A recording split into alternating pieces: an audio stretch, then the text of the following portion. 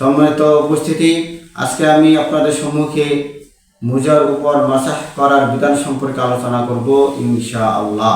আসসালামু আলাইকুম ওয়া রাহমাতুল্লাহি ওয়া বারাকাতুহু। ইন্নাল হামদালিল্লাহ ওয়া কাফা ওয়া সালামুন আলা ইবাদিহিল্লাযিনা ইসতাফা। সম্মানিত উপস্থিতি, আজকে আমি আপনাদের সম্মুখে মুজার উপর মাসাহ করার বিধান সম্পর্কে আলোচনা করব ইনশাআল্লাহ। সর্বপ্রথম আমাদের জানতে হবে মুজা কোন মুজা। আরবিতে বলা হয় খুফুন, অর্থাৎ হুয়া মা ইলবাসু ফির রাজুলি মিন জিলদির রকিকিন। পায়ের মধ্যে যে চামড়ার মোজা পরিধান করা হয় তাকে বলা হয় খুফুন। এমন চামড়ার মোজার উপর মাসাহ করা।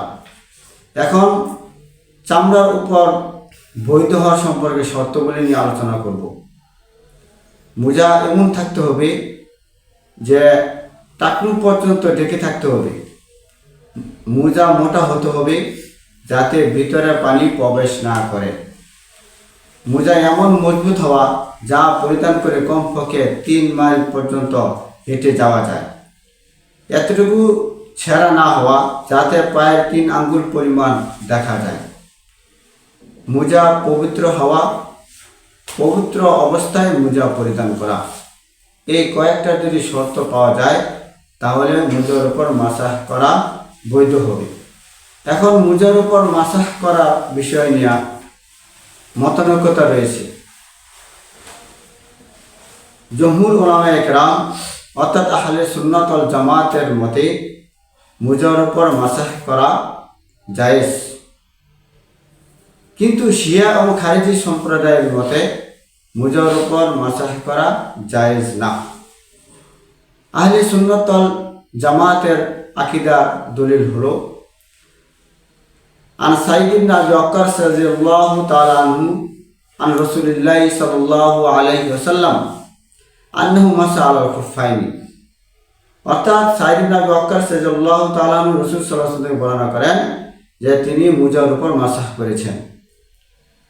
আরেকটি দলিল আন আবি হুরায়রা রাদিয়াল্লাহু তাআলা আনহু ক্বাল ইয়া রাসূলুল্লাহ মাতুহুর আলাল খুফাইনি قال للمسافر 3 أيام ولا يدهن وللمقيم يوم وليلة। হযরত আবু হুরায়রা রাদিয়াল্লাহু তাআলা থেকে বর্ণিত যে সাহাবায়ে কেরামরা রাসূল সাল্লাল্লাহু আলাইহি ওয়াসাল্লাম জিজ্ঞাসা করলো মোজার উপর পবিত্রতার বিধান কি। তখন তিনি বললেন, যারা মুসাফির তাদের জন্য 3 দিন এবং 3 রাত, এবং যারা মুকিম অবস্থা থাকবে তাদের জন্য 1 দিন এবং 1 রাত। আরেকটি দলিল হলো আন হুযায়ফা রাদিয়াল্লাহু তাআলা আনহু আন্না নবী সাল্লাল্লাহু আলাইহি ওয়াসাল্লাম আতা সুবাতাত কওমিন ফাবালা আলাইহা কাইমান ফাতাইতু বিউজুইন ফাযহাবতু লিতাআখারা আনহু ফাদাআনি হাত্তা কুনতু ইনদা আকিবাইহি ফাতাওয়াদ্দা ওয়া মাসালা খুফাইহি। এই সমস্ত হাদিসের দ্বারা এরই প্রতিমান হয় যে মোজার উপর মাসাহ করা জায়েজ। অপরপক্ষ শিয়া ও খারিজি সম্প্রদায় তারা যে বলেছিল মোজার উপর মাসাহ করা জায়েজ না, তাদের দলিল হলো তারা সূরা মায়েদার একটি আয়াতের মাধ্যমে তারা দলিল পেশ করে ফাগসিলু উজুহাকুম ওয়া আইদিয়াকুম ইলাল মারাফিক ওয়ামসাহু বিরুউসিকুম ওয়ারজুলাকুম ইলাল কাবাইন। অর্থাৎ তোমরা তোমাদের মুখ উভয় হাত কুলি পর্যন্ত ধৌত করো এবং মাথা মাসাহ করো আর 2 পা টাকনু পর্যন্ত ধৌত করো। কিন্তু আয়াতে শুধু পা ধৌত করার কথা বলা হয়েছে, মাথা মাসাহ করার কথা বলা হয়েছে, কিন্তু মোজার উপর মাসাহ করার কথা বলা হয়নি। তারা এই আয়াত দিয়ে তারা দলিল পেশ করে। এখন আমরা শিয়া ও খারিজের দলিলের জবাব পেশ করব। সেই দলিল কয়েকটি হতে পারে। হযরত জারির ইবনে আব্দুল্লাহ রাদিয়াল্লাহু তাআলা আনহু সূরা মায়েদা নাজিল হওয়ার পর ইসলাম গ্রহণ করেন এবং তিনি বর্ণনা করেছেন রাসূল সাল্লাল্লাহু আলাইহি ওয়াসাল্লাম মোজার উপর মাসাহ করেছেন। মুতাওয়াতির হাদিস দ্বারা এটাই সাব্যস্ত হয় যে নবী করিম সাল্লাল্লাহু আলাইহি ওয়াসাল্লাম মক্কা বিজয়ের দিন মোজার উপর মাসাহ করেছেন। এমনইভাবে নবী করিম সাল্লাল্লাহু আলাইহি ওয়াসাল্লাম তাবুক যুদ্ধের দিন মোজার উপর মাসাহ করেছেন। আর মায়েদার আয়াত 6 হিজরিতে যুদ্ধের সময় অবতীর্ণ হয়, যা মক্কা বিজয় ও তাবুক যুদ্ধের পূর্বে ছিল।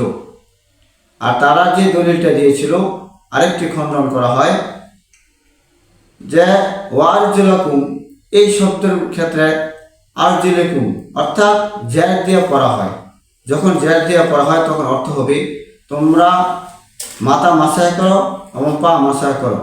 এই হুকুমটি তখন প্রযোজ্য হবে যখন মোজা পরিধান করা থাকবে। আর যদি মোজা পরিধান করা না থাকে তাহলে পা দ্রুত করতে হবে, তখন এই বিধানটা জারি হবে। আশা করি আপনারা মোজার উপর মাসাহ করার বিধানটি বুঝতে পেরেছেন।